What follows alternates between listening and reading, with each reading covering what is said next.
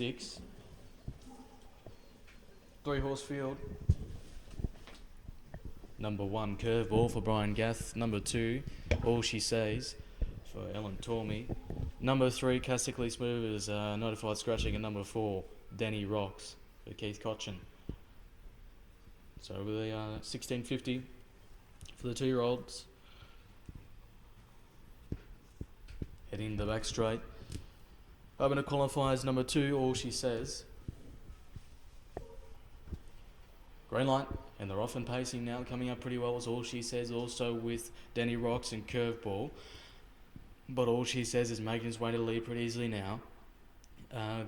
Danny Rocks is in behind that leader, also with Curveball.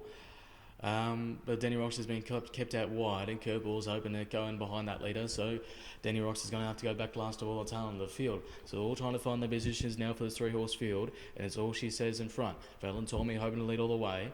Curveball is in behind that leader, and also with Danny Rocks for Keith Cochin's back last of all.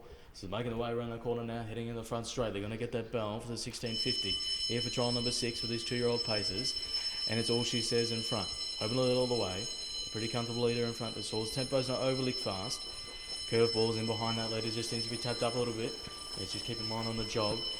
There's about 5-10 metres off it, and back last of all was Danny Rocks as they're making the way. Round the corner now, approaching 900 metres, heading into the back straight. And it's still All She Says. Curveball still in behind that leader, about 5 metres off it, and back last of all was Danny Rocks.